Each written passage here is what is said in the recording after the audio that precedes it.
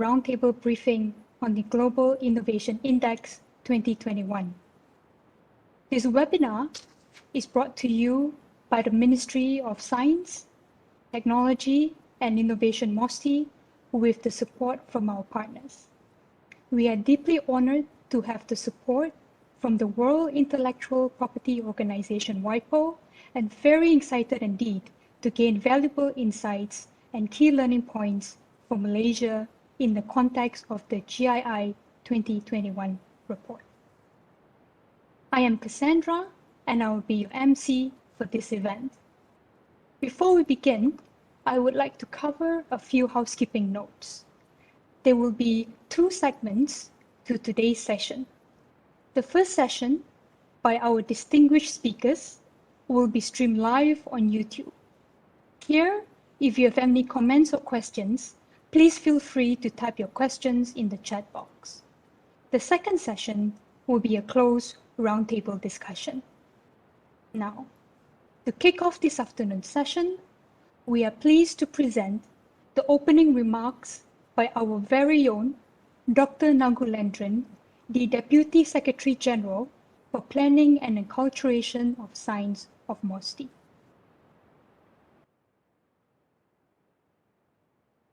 A very good afternoon, everyone. In particular, I'd like to acknowledge the presence of Professor Dato Dr. Asma Ismail, President, Academy of Sciences Malaysia, Mr. Marco Aliman, Assistant Director from the World Intellectual Property Organization, and his colleague, Dr. Sacha Wunchan Vincent, Head of Section Economics and Statistics Division, WIPO. Ladies and gentlemen, thank you all for taking time off, and I am K. Nagulendran from the Ministry of Science, Technology and Innovation, better known as MOSTI Malaysia. Thank you all for taking time off, for being with us on this very interesting discussion on a roundtable briefing on Global Innovation Index 2021, which is organized by the Ministry, as well as with the assistance of the World Intellectual Property Organizations, WIPO, in collaborations with the National Interagency Monitoring Committee on Global Innovation Index, which is a Malaysian committee. And of course, thank you, Academy of Sciences, for also assisting us in this roundtable. So once again, good afternoon, and I hope you will have a very productive evening today on this very important topic on innovation.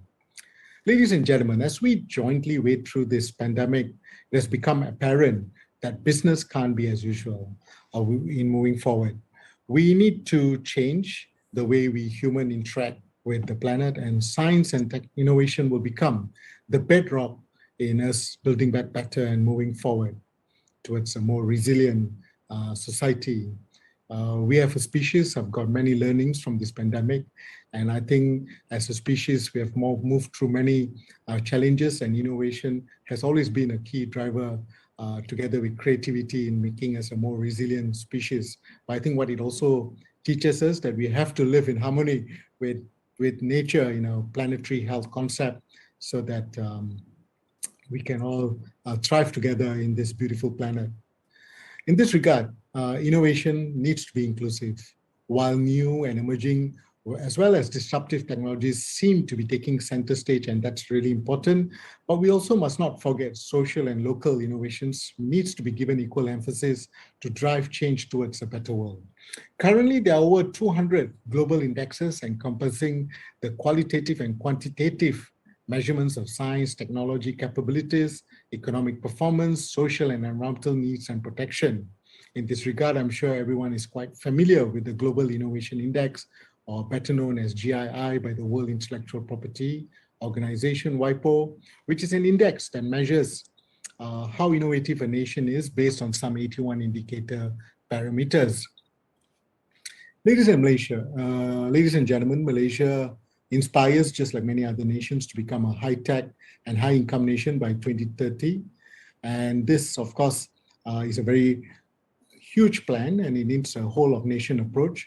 And when Malaysia thrives to become a high-tech and high-income nation, it's just not the economy parameter that we are looking at. We are looking at social well-being, and as well as we are looking at sustainable development with the environmental parameters being given due concern. Hence, the current global and local challenges that we are facing, including the pandemic, creates new opportunities for us to look at innovative ways to move forward in this area of STI, as well as innovation towards a better nation in a collective manner. Hence, early this year, the Malaysian government launched the Malaysian Digital Economy Blueprint, better known as My Digital, where the Global Innovation Index, GII, was included as a policy target to be improved. Closer to our ministry, the Science, Technology and Innovation Policy 2021 to 2030, which looks at intensifying Malaysia's effort to transform Malaysia from a technology user to a technology provider, looks at innovation to be one of the key drivers towards this end. Hence, our science policy will be complemented by the 12th Malaysian Plan, which was just launched. And for members who are not very familiar, Malaysia's socio-economic development is guided by Malaysian plans, which ever since our independence has been a guiding document that guides macro development. And now we are in the 12th series, which was just launched, that will take us through right up to 2025.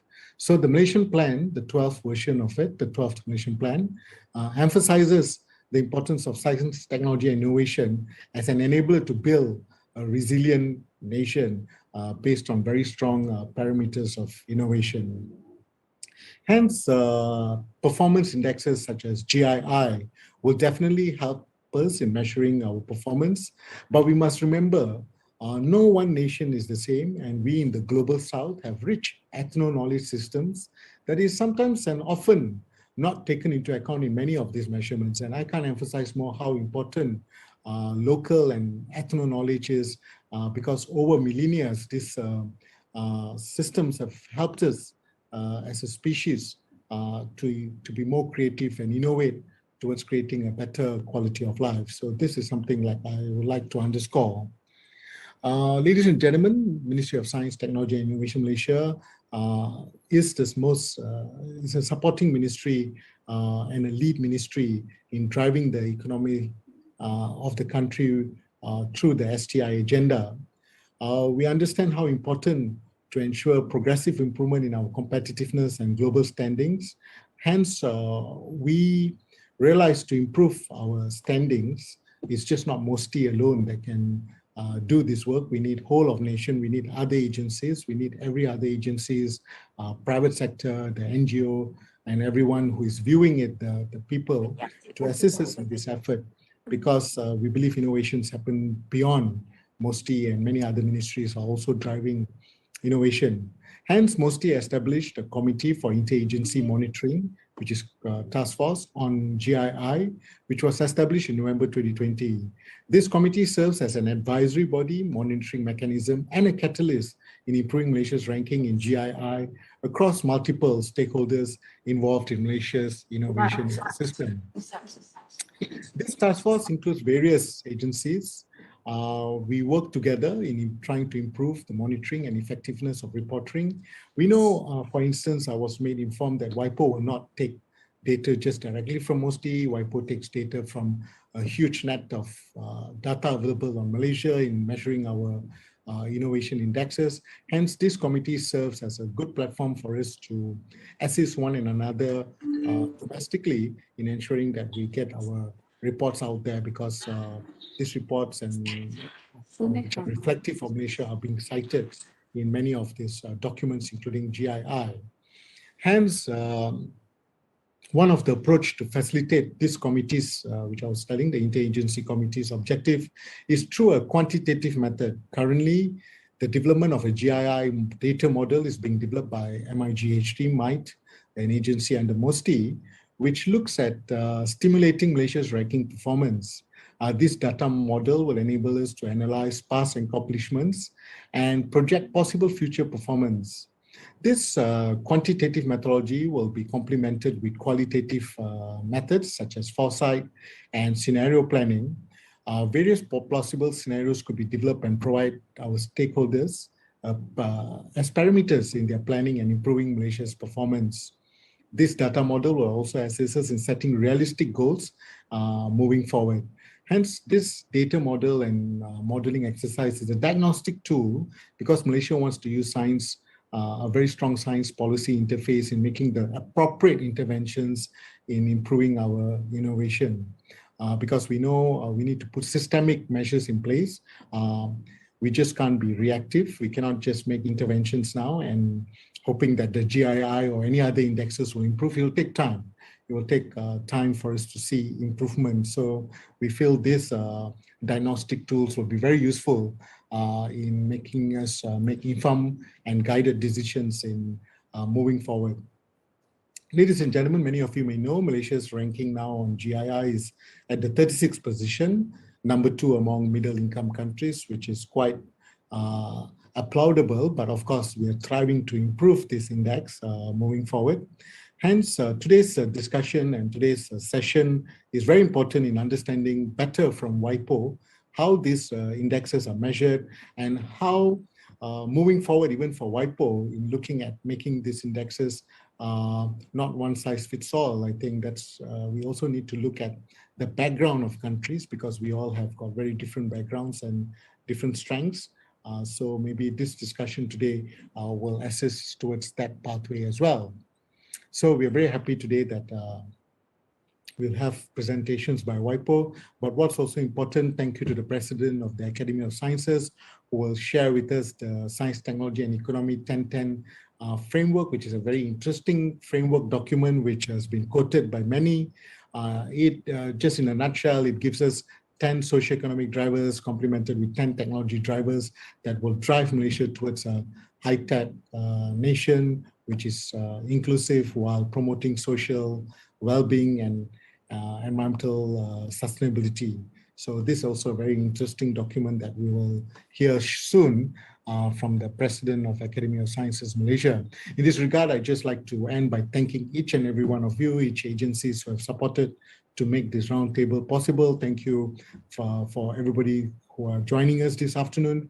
I'm sure we're going to have a very interesting, robust discussion, and I end by wishing you all a very fruitful afternoon. Thank you very much, and terima kasih.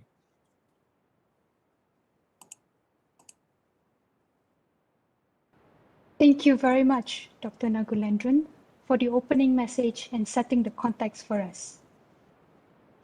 Next, we would like to present a recorded speech by Mr. Marco Illman, the Assistant Director General of IP and Innovation Ecosystems in WIPO, to present his introductory remarks. I'm pleased to participate in the roundtable briefing on the Global Innovation Index 2021 for Malaysia. Let me start by thanking the Government of Malaysia and the Ministry of Science, Technology and Innovation for hosting this briefing. In particular, I would like to express my gratitude to Dr. Nagulendra Kangayakarasu, Deputy Secretary General, Planning and Culture of Science, Ministry of Science, Technology and Innovation. Professor Ismail Fax, President, Academy of Science of Malaysia. And regarding the collaboration of Malaysia and the World Intellectual Property Organization, I would like to thank Mr. Abdul Haris bin Laker, Director General, IP Corporation of Malaysia, and Mrs. Yuniesa Siamila Binti Yusof, Senior Director, Policy Development and International Cooperation of my IPO. At the outset, let me also thank Malaysia for working with WIPO on the GII for a number of years, including through our first mission that took place in May 2017. Let me also congratulate Malaysia for integrating WIPO's GII analysis and its assessment of the Malaysian innovation ecosystem within its recently published 12 Malaysian Plan 21-25, the 12 plans, with the objective of a prosperous, inclusive, and sustainable Malaysia. Let me say a few words about innovation and the GII. Innovation is recognized as a central driver of economic growth and development. The GII is one example of how we at WIPO use our expertise to support member states in promoting innovation. More and more countries use the EII as a framework to better understand and improve the national and regional innovation performance. This is also the first year that this publication is hosted in the newly created IP and innovation ecosystem sector, which I have the privilege to lead. The sector has the specific remit to develop innovation linkages and systems to promote economic growth and to help member states fine-tune national innovation policies and IP strategies. This year's edition was released 2 months ago in the middle of an ongoing COVID-19 pandemic, which has taken a green toll on life and livelihoods, but also give us many examples of human ingenuity, resilience, and adaptability. It is important to understand how the pandemic affects current innovation levels and efforts. And let me mention a few elements on this regard. First, investment in innovation reached an all-time high prior to the pandemic. Secondly, when the pandemic hit, there was a considerable interest regarding its potential effects of innovation. This year, EII provides a first answer to this question. Indeed, the EII 2021 finds that the innovative sector of the global economy have largely been resilient and in some cases exceeded expectations despite several disruptions. As the world looks to rebound from the pandemic, we know that innovation is integral to overcoming the common challenges that we face and to building a better future. Let me turn to Malaysia's performance in the Global Innovation Index 2021. First, Malaysia ranks 36 this year in the GII. As such, Malaysia is one of only 3 middle-income economies within the top 40 of the GII. Without doubt, by leading the middle-income economies, Malaysia has a real potential to change the innovation landscape in the years to come. Furthermore, I would like to note the ongoing cooperation between Malaysia and WIPO in developing Malaysian national intellectual property strategy. WIPO stands ready to assist you in the work ahead to finalize the Malaysian national IP strategy. Given its leadership and potential, I hope that Malaysia will succeed with the objective set both in the 12th Malaysian Plan and its national IP strategy. We at WIPO intend to assist Malaysia and my IP office in any possible way, including through the work of my sector and the WIPO's Division for Asia and the Pacific. I wish you a very fruitful and successful roundtable. Many thanks. Thank you, Mr. Marco Elman, for the very positive message in these unprecedented times. Now, it is time for us to commence the first segment of our program today. This segment will discuss Malaysia's state of innovation. Where are we? Once again, this session will be aired live over YouTube, so please feel free to drop your questions in the chat box. Here with us today, we have 2 prominent speakers. Let me first introduce them. Our first speaker is Dr. Sasha Wuns-Vincent, Head of Section Economics and Statistics Division, as well as co-editor of the Global Innovation Index at the World Intellectual Property Organization, WIPO. He joined WIPO as senior economist in 2010 to help set up WIPO's economics work under the chief economists, including the World Intellectual Property Report and the GII. Before joining WIPO, he was an economist and co-leader of the Innovation Strategy Project at the OECD Directorate for Science, Technology and Industry.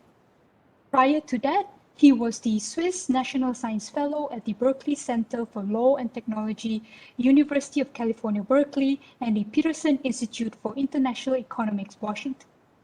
He is currently preparing Harnessing Public Research for Innovation in the 21st Century, an international assessment of knowledge transfer policies, a book with Anthony Arundel and Suma Atrai for the Cambridge University Press. And our second presenter would be, and our second presenter would be Professor Datuk Dr. Asma Ismail, President of the Academy of Sciences Malaysia. Let me give you a brief profile of Datuk Asma. Datuk Asma is a woman of many firsts. She was the first female Vice Chancellor of University Science Islam Malaysia in 2012 and the first female Vice Chancellor of University Science Malaysia, making her the first woman to be appointed twice as the Vice Chancellor of a public university. She had served as the country's first female Director General of Higher Education and is currently the first female President of the Academy of Sciences Malaysia. She also served as the first female to be chairperson of the Malaysian Qualifications Agency. Her current position as the Ibn Sina Chair for Medicine at UIAM. She also serves as the honorary professor at the Institute for Research in Molecular Medicine, USM, as well as associate research fellow at the Biotechnology Research Institute in University Malaysia, Sabah.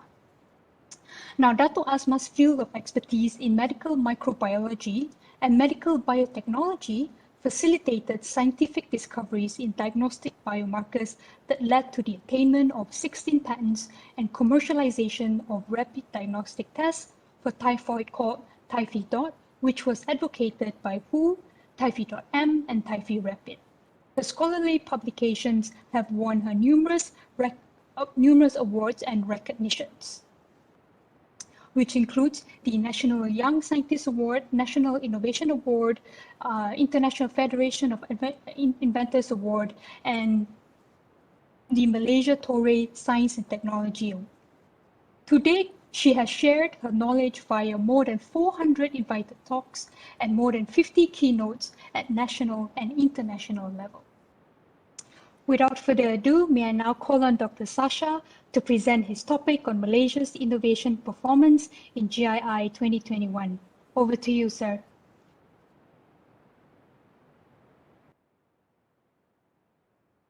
Good morning. Good morning to Malaysia. My name is Sasha Vincent. Many thanks for this excellent introduction. I'm very pleased to be with you today and quite honored indeed to be joined by the Deputy Minister of MOST and also the President of the Academy of Social Sciences. It's a great honor, and obviously, as my Assistant Director General mentioned prominently, we're very blessed also with the support we've received from my IPO, both in IP matters more generally, but also specifically as it relates to the GII. Let me just confirm that you can see my slides. Yes, we can. Excellent. So I just want to start with a small reminder that our collaboration and interaction on the GII is not new. For the most part, countries that manage to improve their innovation performance really systematically engage with their innovation ranking over time. And then these countries design appropriate innovation action forces. They design specific targets within the GII, and then they follow up in a very systematic manner to achieve the desired outcomes. And so I just want to note that this collaboration between us started really in 2017, where with ASPEC and WIPO, I traveled to Kuala Lumpur and we started assessing the domestic innovation ecosystem with precisely the same actors that are around the table today. My IPO, obviously, but MOSTI, Academy of Social Sciences, and obviously also Prime Minister's Office. If you look at when and where the GII is cited by leading policy figures, Malaysia, right into the Prime Minister's Office, is usually one of the countries citing the GII the most. At the time, I was extremely impressed, as I put here in my mission report, on the policy initiatives, both at the IP level, but also the innovation level. Already back then, I noted towards Sasha? the end of my mission report that the government of Malaysia had plans for holding a similar meeting in 2 or 3 years' time to assess the related innovation progress. Many countries don't follow through on those future engagements, but I'm happy to say that we're here and doing exactly this today. Now, I have 2 segments to my presentation. One is just recapping the main findings of the GII this year, in particular as it relates to the overall rank changes, but also as it relates to specifically the Malaysian innovation ranking. The GII also covers the state of global innovation throughout the pandemic. So these are these slides. But frankly, my Assistant Director General, Mr. Aleman, has covered this topic extensively in his speech. So to avoid losing too much time, I would like to go. Hi, Dr. Sasha. Yes. Dr. Sasha, if you may, sorry for interrupting, but we see your slides. It's just that we see the presenter view, not the full screen view. If you don't mind changing it to the full screen view. Yes, I have the full screen view on my end. Swap, yes, swap. Yeah. And just click on swap. Better? Yep. All right. Many thanks. Sorry for sorry this. about that. No, it's great. I want you to see the slides, which obviously I will make available. Now, the Global Innovation Tracker, essentially, which I will not cover in any great detail today, really assesses the impact of the pandemic on the innovation systems and the overall innovation investment levels. And as my Director General, Assistant Director General said, pretty much the baseline assessment of us for the moment is that innovation investments have thrived throughout the crisis, right? This is what he just said. And in particular, this is the case for strong R&D firms, such as Google, Alphabet, Huawei, and a few of the top R&D spending sectors and firms. And it's also the case, as we show in the report, to a very great extent for some of the leading R&D spending countries, United States, Australia, China.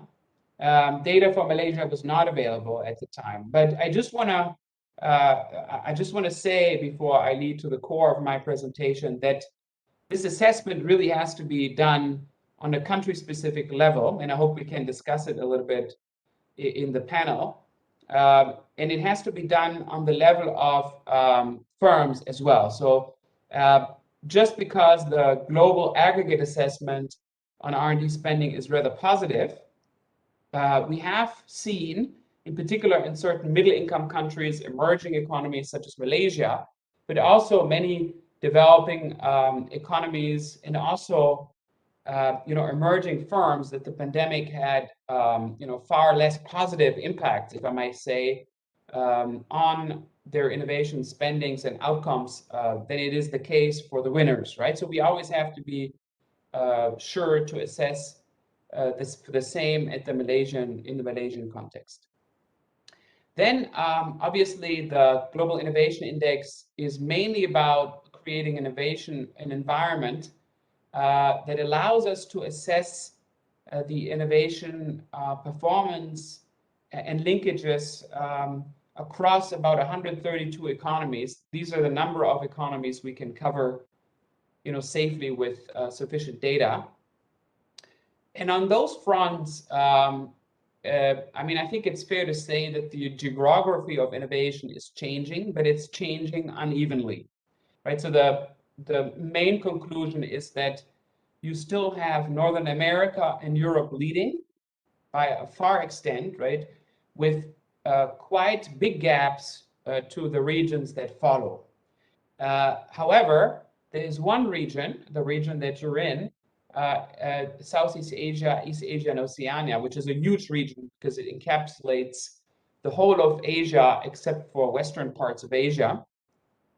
And that particular region is the only one that has catched up and significantly with the other two dominant regions in the world.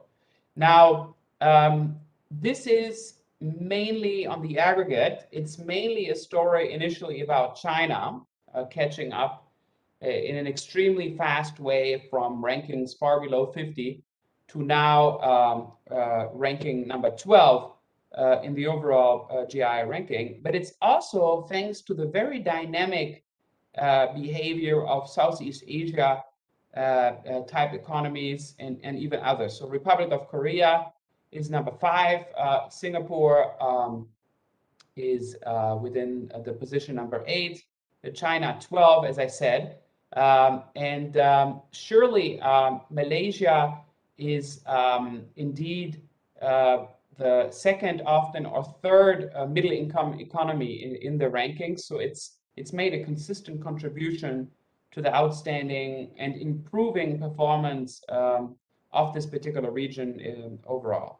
Now, the other regions don't have a systematically as interesting, positive story to tell, right? So for the most part, with some exceptions like India and Central and Southern Asia, like Colombia and Costa Rica, maybe in Latin America, but for the most part, the gap between those regions and the leading regions, which now include Southeast Asia and where Malaysia sits in, is less positive.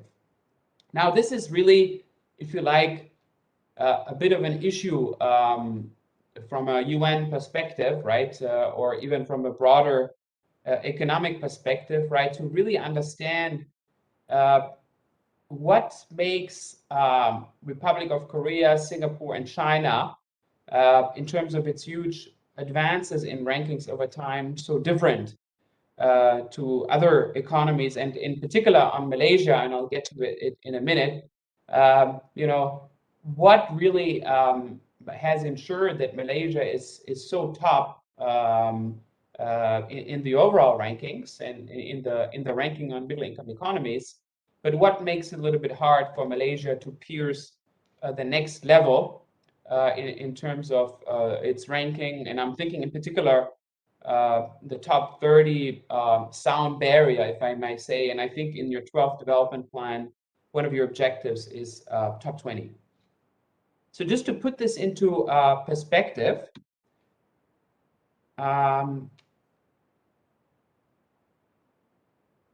further, I've tried to show in my slides a little bit the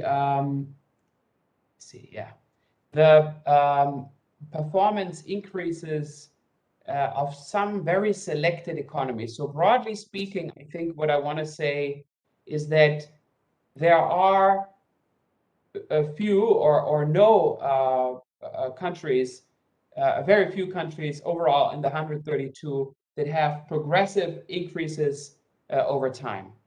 Okay, so it's not like, I can tell you there's 30, 40 countries that have systematic improvements.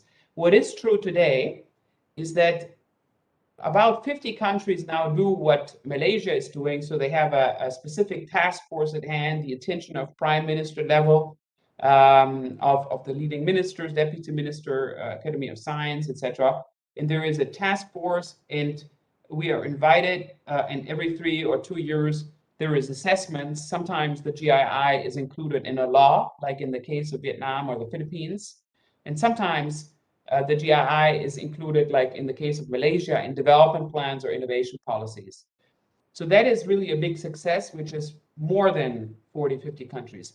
But in terms of countries which have really moved up, it's a bit more selective. So the countries we single out this year in particular is China plus what we call the TWIPs, where systematic improvements, which have been quite considerable, are noted. So this is China, Turkey, Vietnam, India, and the Philippines. But please note, what's very interesting for you is that the 4 TWIPs, the countries coming after China, are far below many times, or just below, like Turkey and Vietnam, are below Malaysia, right, in terms of their overall ranking. And Malaysia, indeed, has been, if I may say so, plateauing. I wouldn't really just talk really about a decrease in ranking much, because for us, 32, 32, 32, 34, and 36 are, it's statistically speaking, it's not a major difference.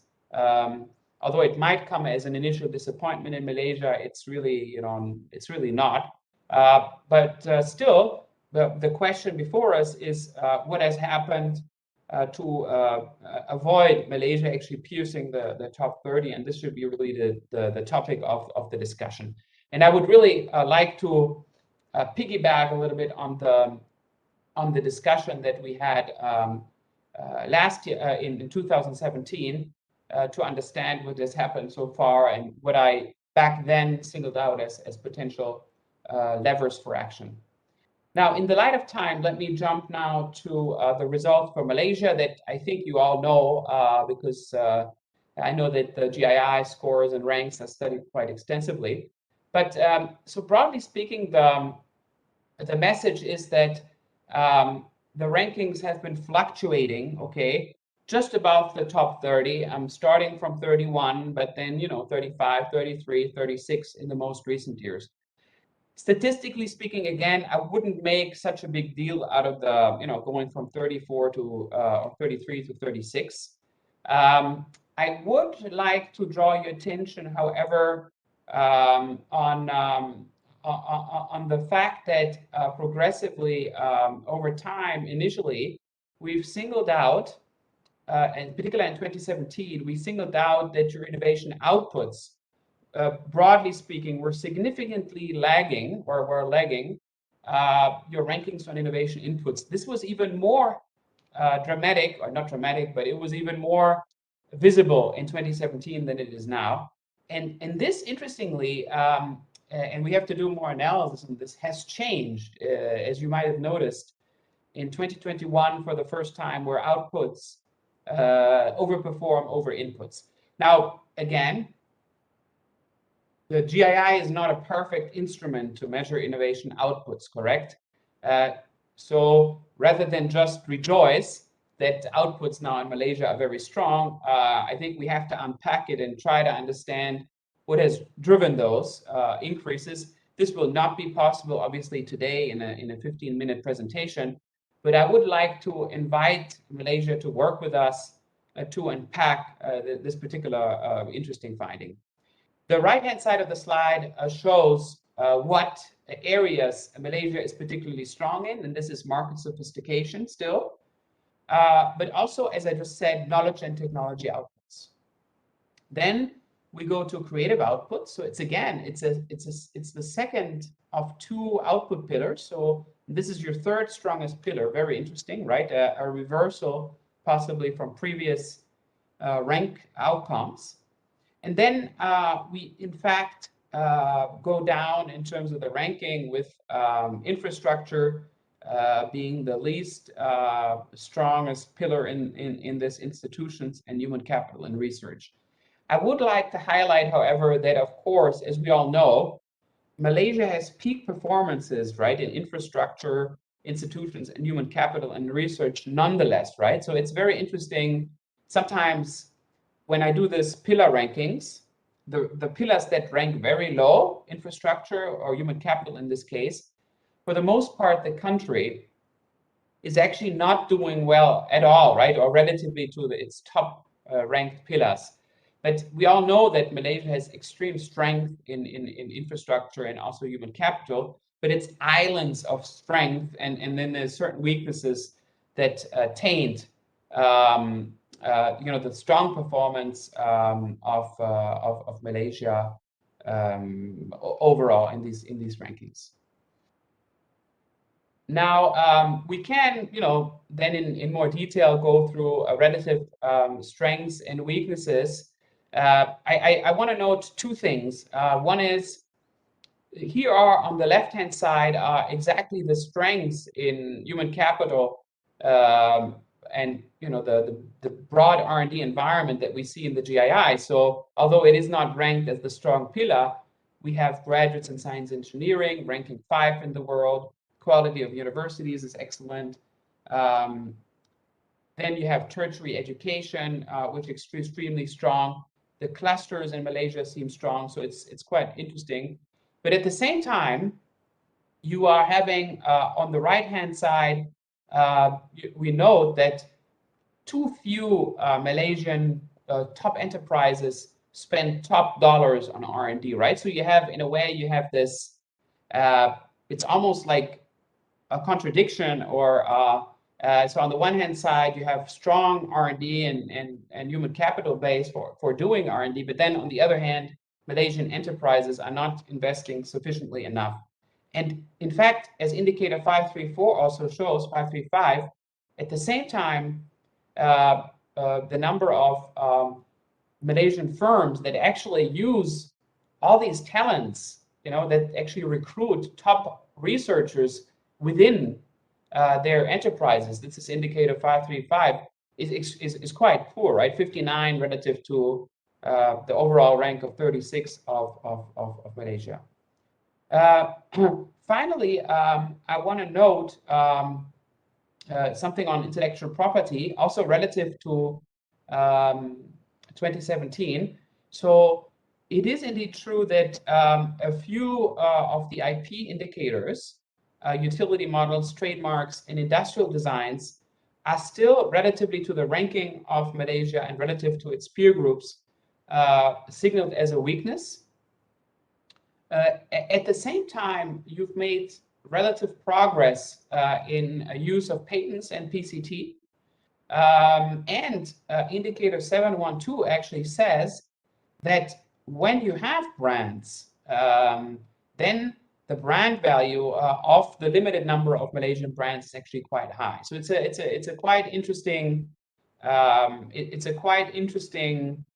topic we have to discuss in greater detail.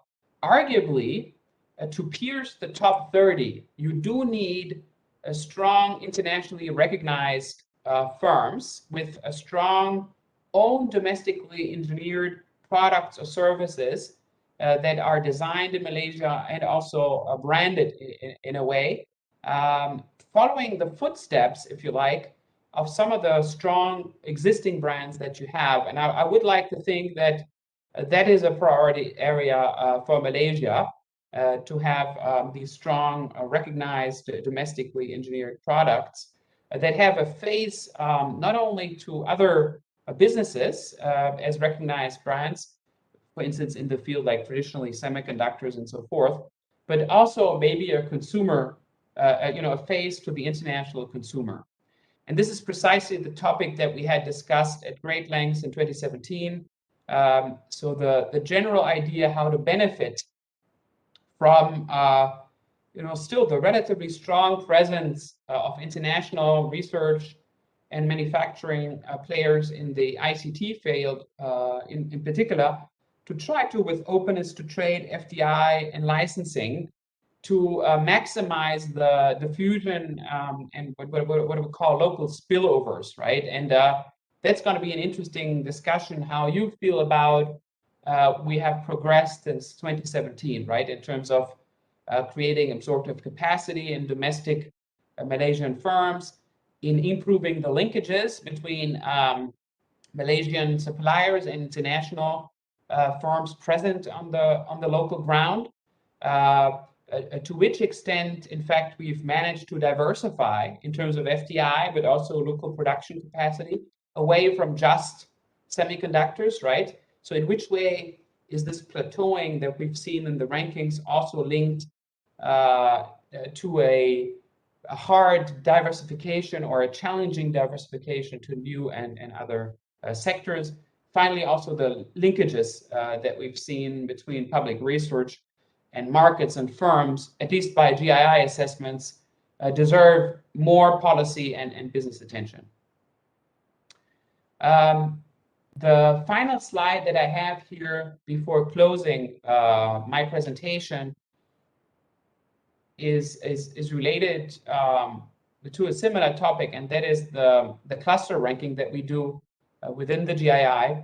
I would like to note that for the most part, the countries that really strongly move up in the GII or are already very strong, such as Japan and China, United States, and a lot of European economies, that most of these countries have a strong S&T cluster, which really stands out in the world.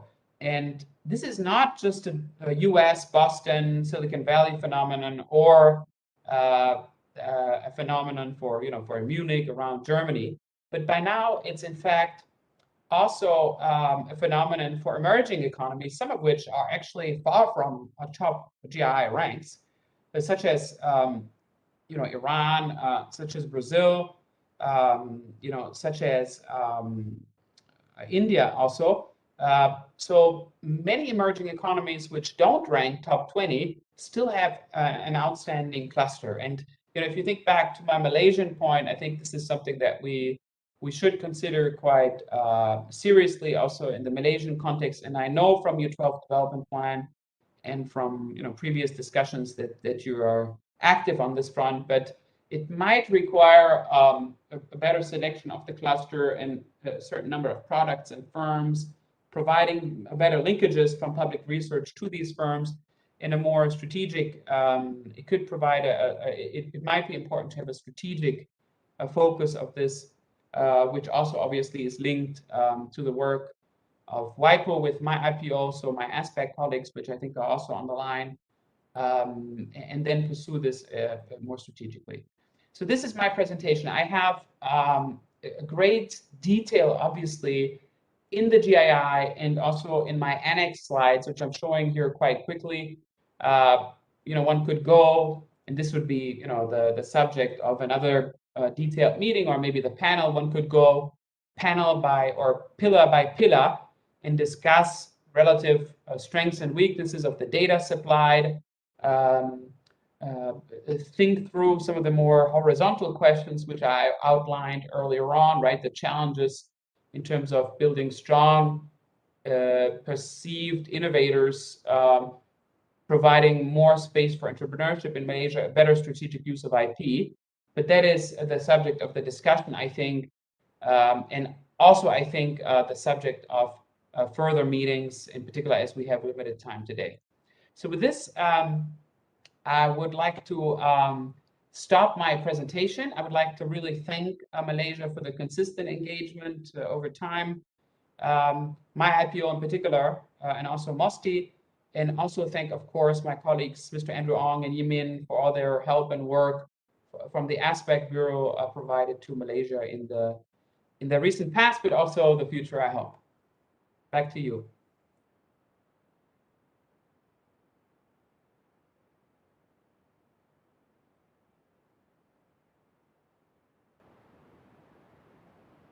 Thank you very much, Dr. Sasha, for your honest and insightful presentation on Malaysia's performance in the GII. Okay, next, for the next session, we would like to invite Professor Dr. Asma Ismail, the President of Academy Sciences of Malaysia, to present her topic, on a paradigm shift for Malaysia's innovation economy towards a new normal via the MySTIE 10 by 10 framework. The floor is yours, Dato. Okay. Can you see my slides, Cassandra? Okay. Can you see it? Yes, yes, All okay. This is full screen, this is good. Yeah, okay. Proceed, Dato. All right, thank you. Bismillahirrahmanirrahim. Assalamualaikum warahmatullahi wabarakatuh. Salam sejahtera and a very good afternoon. Thank you, Cassandra, just now for the kind introduction, and good afternoon, everyone on the virtual space today. So what I would like to share this afternoon is on the paradigm shift for Malaysia's innovation economy towards the new normal, the usage of the 10-10 MySTIE, preparing Malaysia today for tomorrow. Let me start by talking about regarding Malaysia's transformation plan, right? We have to ensure Malaysia remains competitive globally and powered by STI. The government continues its efforts to basically mainstream science, technology, and innovation as the driver of growth in its transformation plan. And this hopefully will enable Malaysia to become a high-income, high-tech nation and developed country based on knowledge as well as competitiveness.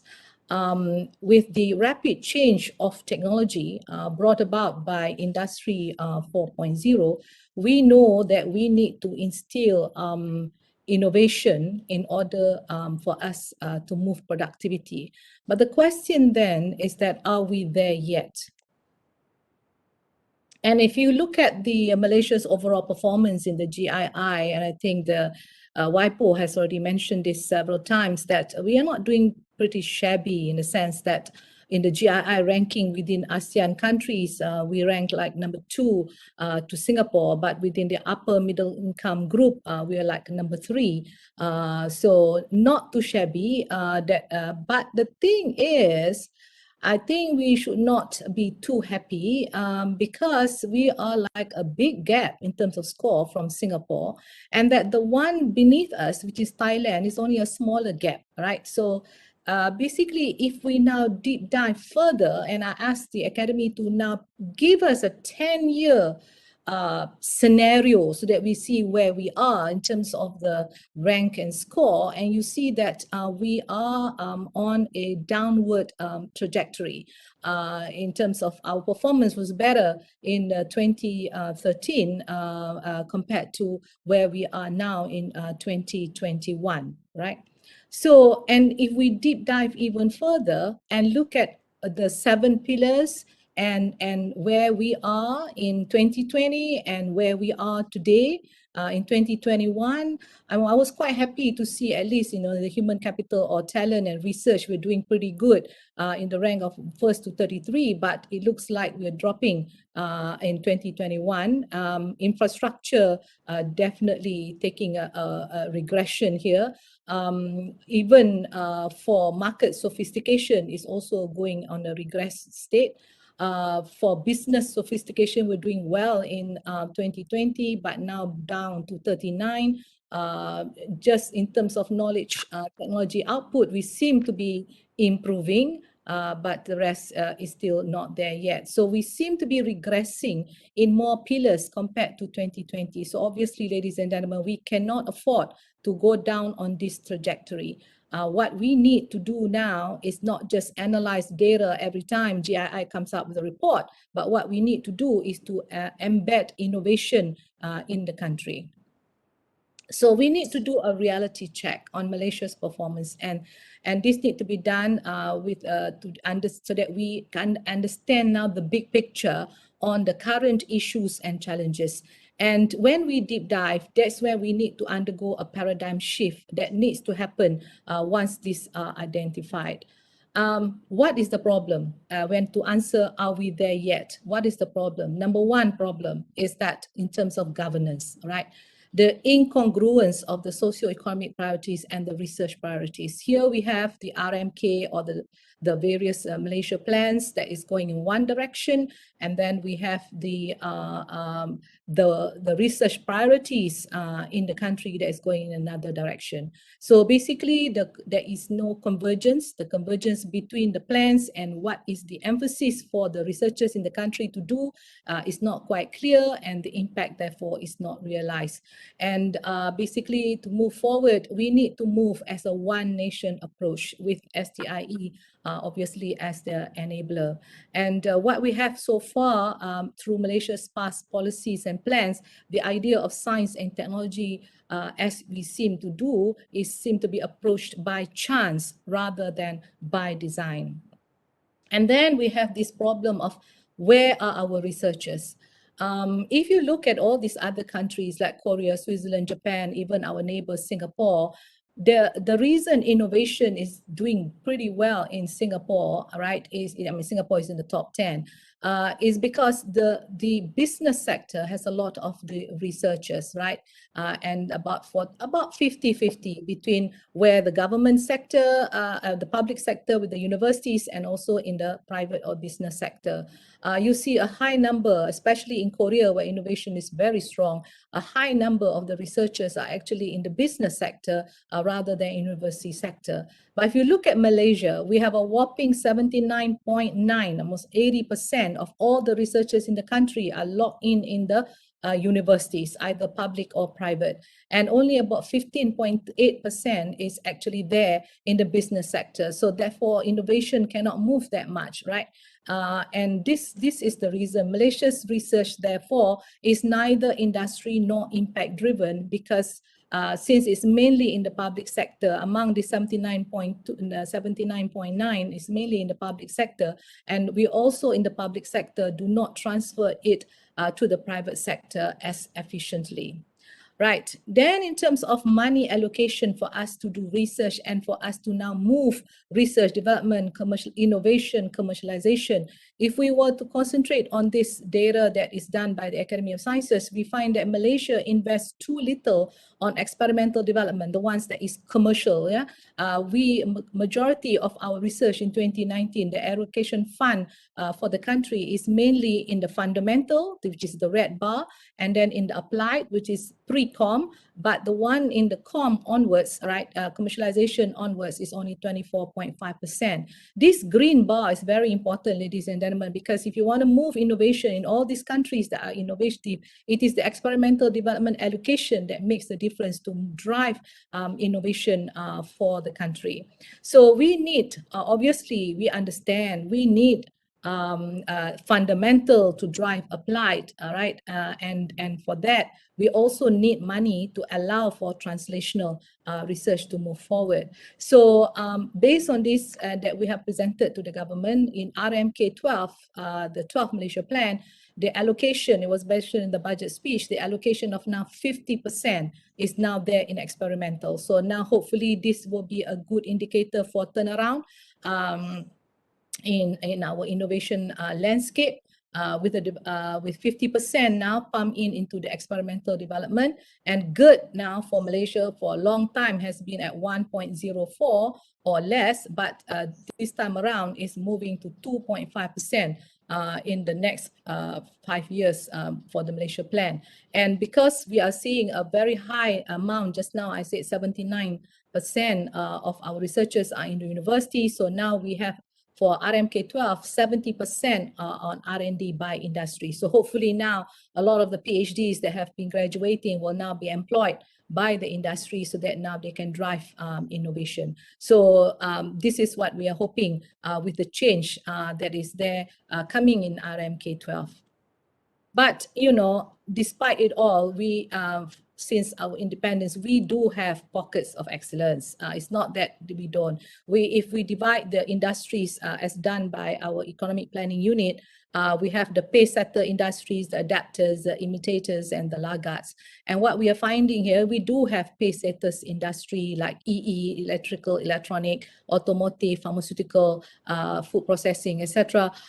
We have the adapters and we have the imitators, but we also have the laggards. And ladies and gentlemen, what's really interesting is that the laggard industries are the one that require the basic needs for Malaysians, right? Agriculture, construction, health, and textile. So these are the basic food, shelter, clothing, health, right? The basic necessities of humankind, we seem to be in the laggard. But what we need to do now as we go forward is that how now do we have the pay setters help to move the laggards to now become pay setters. And we hope this can be done with the strategies that we now would like to share in terms of paradigm shift that needs to happen.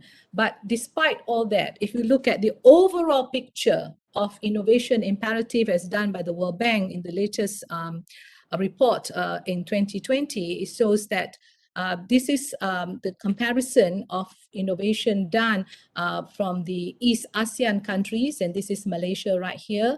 If you look at the orange bar, Malaysian firms are very high in introducing the innovation process, not the innovation itself, but the innovation is now there in the process of producing the product.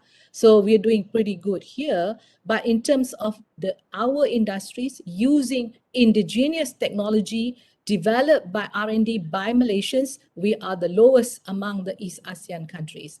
And that goes hand in hand with the fact that our industry also do not invest very much in the expenditure of our companies, in industries do not spend that much in R&D expenditure. However, if we now look at our companies, what are they doing? They are very good at adopting and adapting outside technology. See, we are doing pretty well when we say about this. So what this means is that our industries do not want to take the risk to invest in R&D due to perhaps uncertainties and also perhaps also the lack of trust for the usage of local R&D technologies. So perhaps this is the time that we have to ask why are we seeing this kind of picture? That's because of the innovation chasm. Because since the 6th Malaysia Plan, the government has recognized that the largest source of R&D wealth is all coming from the public sector, and that there is a need, therefore, to transfer the indigenous technologies discovered by the public sector to the private sector. So if this is so obvious since the 6th Malaysia Plan, then why are we not doing it? One is because of the lack of trust between academia and industry. Say it whatever way you can, this is a real problem that we face. So this is a problem that we need to now ensure trust is there between academia and industry. And for that to happen, there is a need for more engagement between the academia industry and engage in a collaborative manner. The next thing is that we also, as stipulated by the World Bank when they do the analysis of this innovation chasm, they also see the need for policy from the Ministry of Higher Education to actually to link academia with industry and academia with society. And you may ask, well, the Higher Education Blueprint has all that. We even have a Deputy Vice Chancellor in charge of industrial linkages. That's how serious we are. But at the end of the day, there's no policy. And when there's no policy, there is also no KPI brought down to the Vice Chancellors to make sure that academia industry linkage is happening. So there is therefore a need to create an ecosystem to narrow the translation gap time from the R&D to the economic development. So in short, we also need a policy that links R&D priorities to economy. So ladies and gentlemen, there is a need for two policies. One is from the higher education to make sure, and the other one is a policy that links R&D priorities to economy.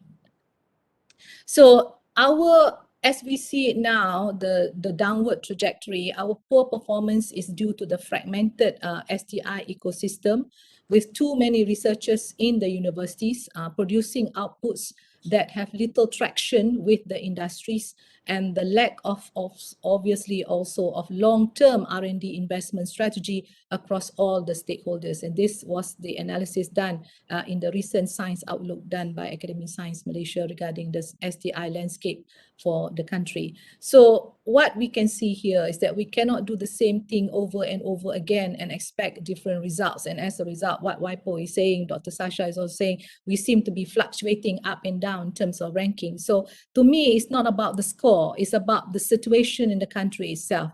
We need to now undergo a paradigm shift to make things different, so that now ranking, if we move up in the ranking, to me is a bonus, right? So basically we need to create and embed the innovation ecosystem. That is what we need. That needs to be implemented as a whole government approach and not fragmented nor piecemeal.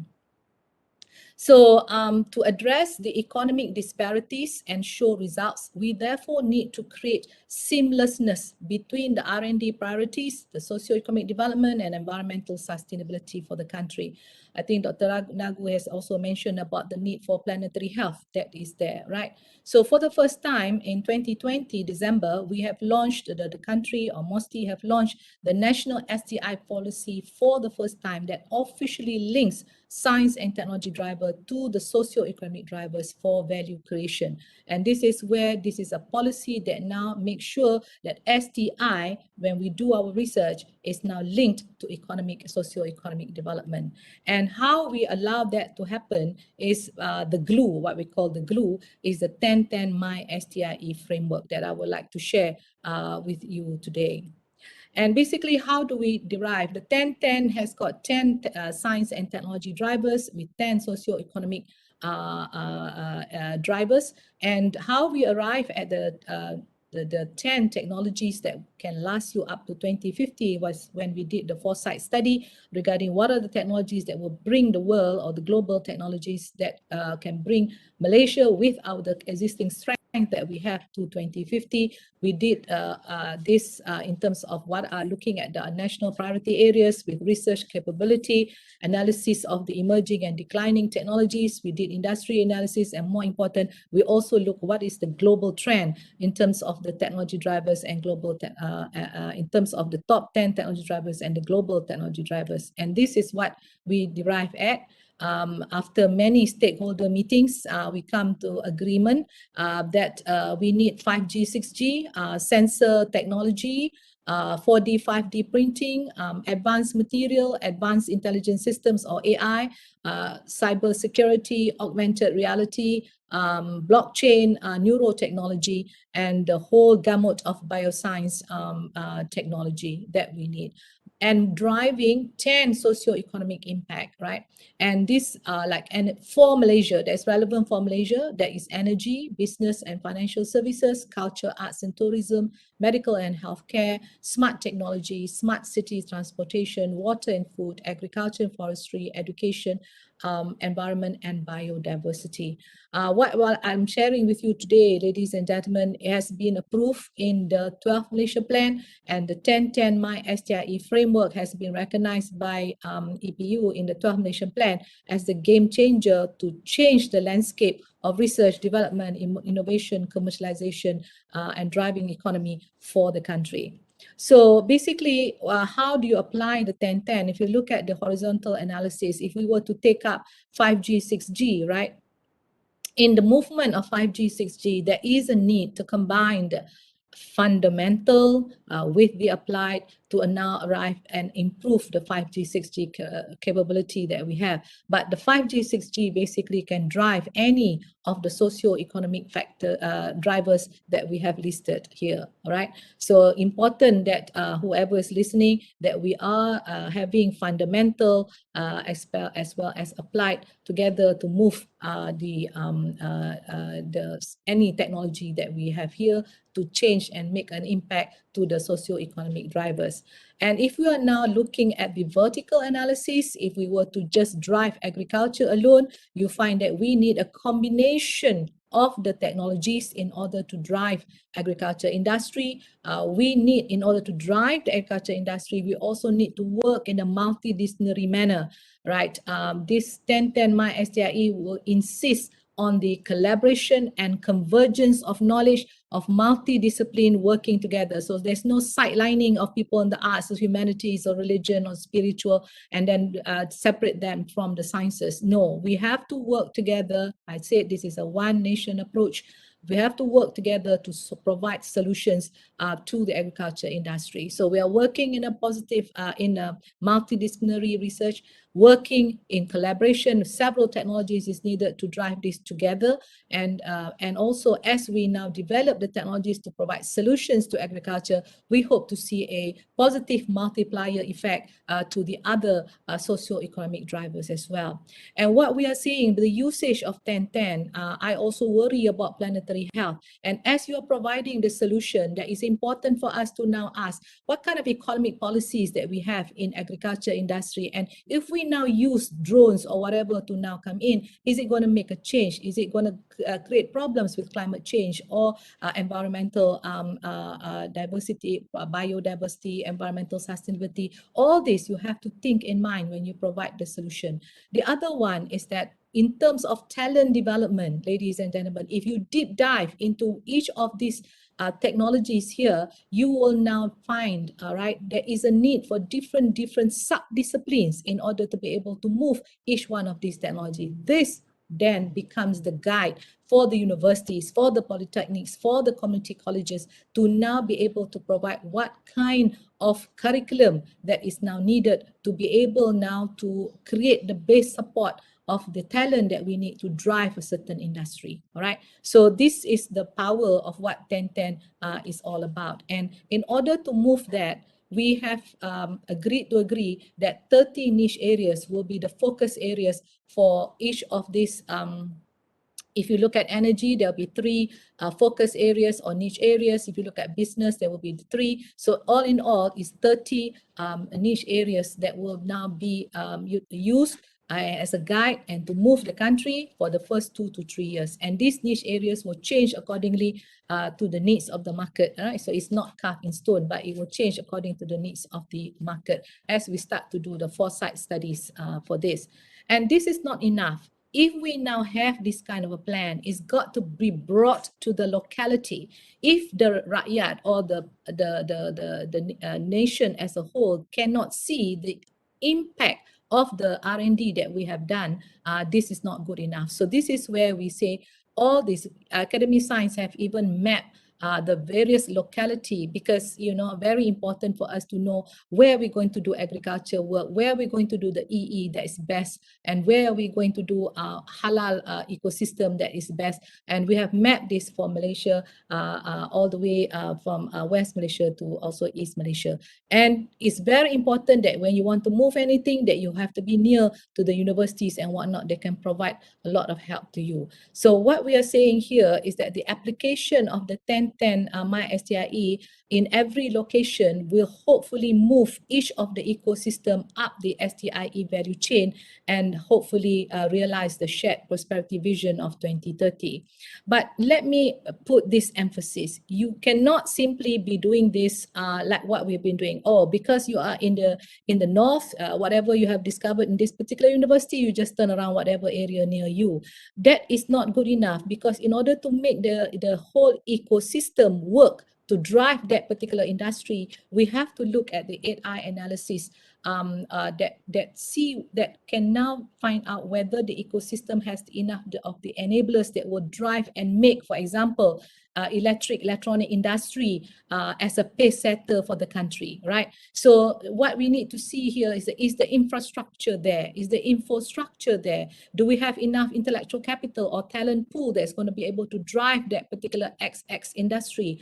Do we have the governance to make sure that systems are in place, policies are in place to now be able to incentivize? Do we have the incentives, physical and non-physical, to drive that particular industry to fruition?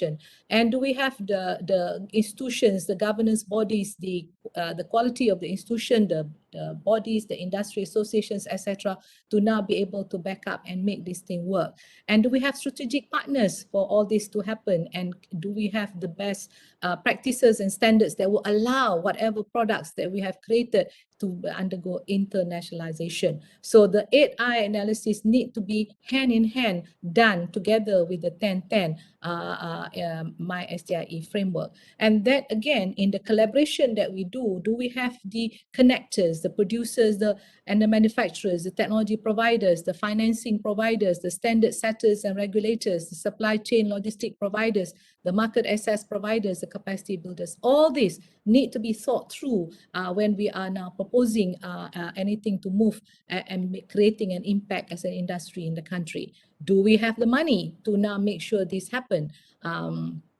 MOSTI has come up with the Malaysia Grand Challenge grants, and there's a lot of money here in terms of the strategic research and in terms of technology readiness level 3 up to 9 for all these various to drive either the startups to make sure, because we know that if we now need to move in terms of high income nation or to be a high tech nation, the best is to ensure a lot of startups in this area, because startups are easier to handle and they will now be able to drive in a certain technology. So if we are talking about all this, it will not also happen. That's why I say at the end of the day, there is a lot of deep dive you have to do instead of just data and numbers.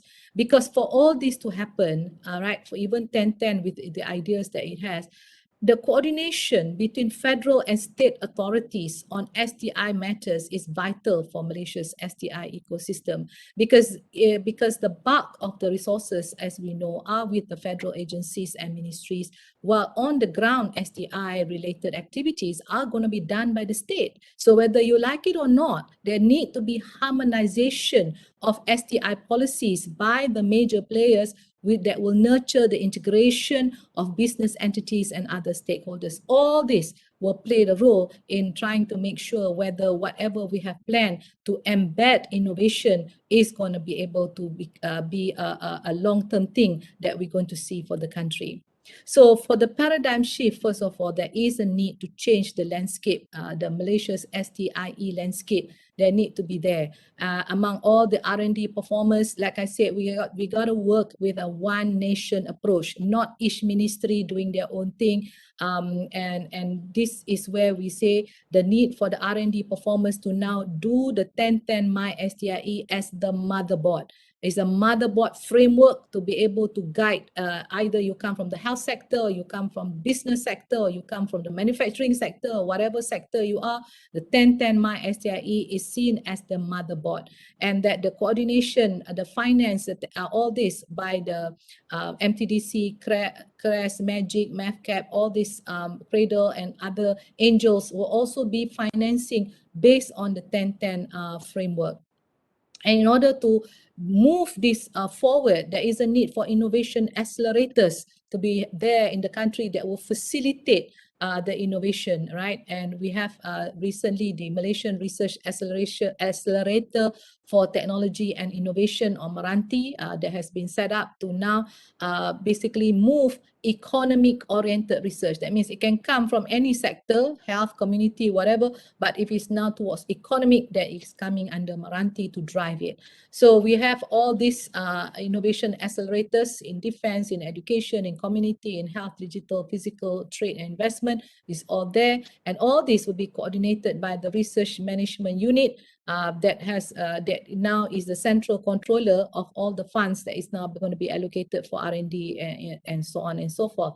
And the ministerial clusters and the state government needs to, like I said, work together in order to now drive any of these ideas coming from here to now move the innovation ecosystem for the country. And whatever that needs to be facilitated will be presented at the High Tech Nation Council and also be presented at MEXCO, which is the ministry, the various ministries and EXCO state, which is chaired by the Minister of MOSTI, to be able to now facilitate this even further. And if we need a policy at the whole national level, this will be presented to the National Science Council, chaired by the Prime Minister before it goes into Parliament for it to be endorsed. So there is the landscape that we now have to turn around what is happening in the country. Well, the question is, you've got, as usual, Malaysia has always fantastic blueprints, right? We all know that. The question is, how do we implement? How do we make it happen?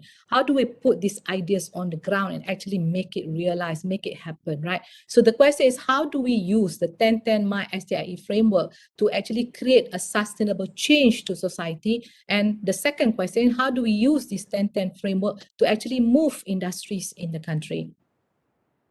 And there's a lot of paradigm shift that needs to happen, right? Because we need to tell the universities, the researchers, that there is a need for them to shift from output to impact. Because at the moment now, with this gung-ho aspect on ranking, a lot of the time is the publication of papers of Q1, Q2 papers.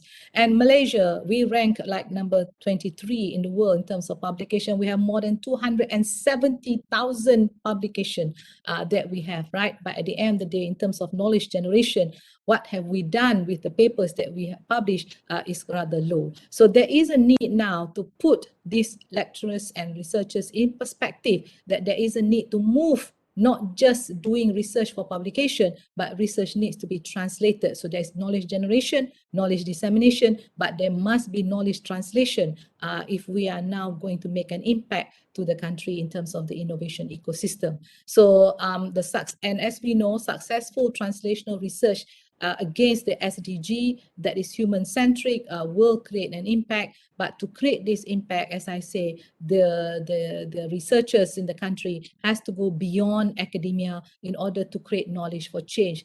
This is very important because that's why I said, what is the policy that is coming down to the universities? All right, we do not want to have right hand saying different thing, left hand doing different things. So there must be a one nation approach that if we are now serious about wanting translational research in order to create impact, then the KPI coming down to the universities is not just about commercialization of R&D, but actually about the translational and impact that they have done now to make a change, to make a difference to the community that the university is in. So the one way to do that is to undergo community engagement because this becomes important in the journey to create impact and should be seen as part and parcel of the academic curriculum and also part and parcel of the research agenda. So in what I'm trying to say here, that in terms of impact, we need to see impact for society, but there's also a need to create an impact for the industry because that's going to be new pace setters that we're going to set up for the country, but using the 10-10 My STIE. And one idea how we want to deliver the 10-10 successfully, idea mooted by Academy Science again is to use the concept of iConnect. iConnect means it's a collaborative model choreographed by an innovation intermediary and powered by academia to actually create industries with indigenous technology. I think that's what we are aiming for at the end of the day. If we are serious to become a high-tech nation, to be a technology producer rather than a technology consumer. So the iConnect here in the center is the innovation intermediary, or what we call neutral entity, to establish trust between academia, society, government, and industry. All right. And the trusted neutral entities under iConnect will basically serve as an innovation intermediary or accelerators that will orchestrate the collaborative network among the players besides realizing the industry advancement. And for this reason, the neutral entities do not take a percentage or do not take a cut of whatever that they connect, right? Because as I say, academia, industry, innovation chasm is pretty deep, right? So we need for now intermediaries or what we call neutral entities to actually bring the academia industry together. And through the collaborative innovation ecosystem via iConnect, it should now create a shared vision agreeable among all the players. So iConnect should close the innovation chasm between R&D and industry towards increasing disruptive innovation in order to penetrate new and emerging markets globally. As I said, the industry knows what is it that is needed to drive forward because they understand competition out there in the real world, but powered by academia because we know best in terms of fundamental to drive and create that technology to the forefront. So these are four, at the moment now, four areas have been identified, led by in the manufacturing, in the services, in the health wellness, and in the halal sector. So this was mooted by Academy Science to be able to move this sector.